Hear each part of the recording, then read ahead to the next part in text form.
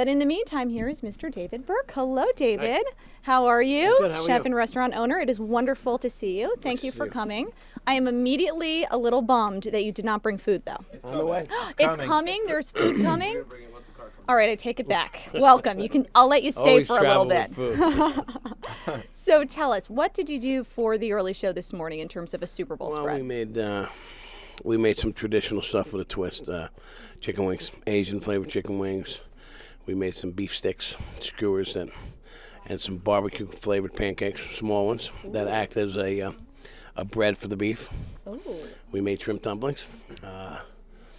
We had salmon tacos and sliders, the favorite.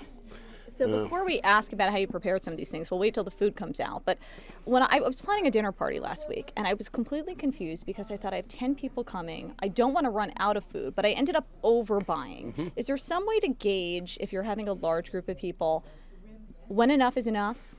Yeah, I think it depends on what time the party starts.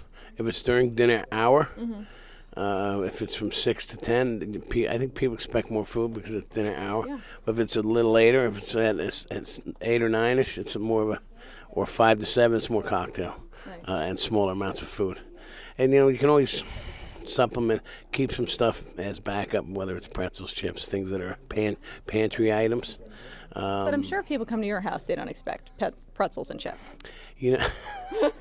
I mean, come on, David. No, you know what? I usually entertain in my home. Usually it's at restaurants, but at home it's in the summer, so it's barbecue style stuff. Okay. But I've got a few things in the freezer that I can pull out real quick. Okay. So and, that's a good tip. Keep things in the freezer. But in small quantities, so that it doesn't take long to thaw. Okay.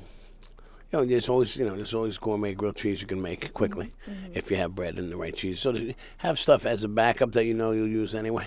Like I'll freeze cheese also because I don't eat at home often. Oh, wow. Even bread because I travel a lot and I eat at home once every 2 weeks. So I have to freeze simple things. Like bread, otherwise it goes bad. And that's easy enough to put in a toaster to thaw quickly, and then you can put something together, canapes and such. I didn't know you could do that with cheese, though. Yeah, well, cheese takes a little longer. And if you slice the cheese, it's just a quick thaw. So I see something delicious waiting in the wings. So let's talk about this. Oh my goodness! Well, this is just for me. Talk about a presentation. Well, this is a good idea of what you just brought up. So now we have the flank steak rolled and roasted here, and then these are actually the hors d'oeuvre. But if you did need more, you would just slice this. Otherwise, you would keep this for dinner the next night.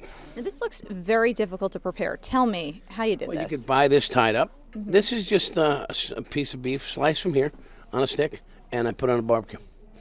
And what did you marinate it in? I didn't marinate it. I just put on salt and pepper. I painted on a sauce made with ketchup, Tabasco, and Worcestershire. So 3 things most people have in their house. It is. So I try to keep it simple for TV because, and you don't have to cook it. You just mix it up.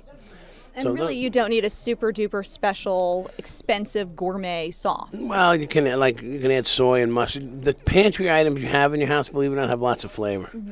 Mustard, barbecue sauce, salsa, soy sauce, if you have hoisin, and a lot of those are based on sweet and sour combos. So you're just adding them and then adding the heat, like from Tabasco and some zing from Worcestershire. Makes it fun and easy. So you don't have to really go cook it. Well, that's the and key. You don't have to shop for it. You already have it. Now, from everything that you prepared today, what takes the longest? Chicken chili, just because you have to cook that. Shrimp dumplings take a little bit more. You gotta want to make them. They're not hard just like anything. Once you learn, it's simple. You don't have to put all in there. We just wanted to make sure that you had a strong arm. That's all. Sliders are easy, and everyone can relate to making a burger, so it makes it easy. We made pancakes also from a box.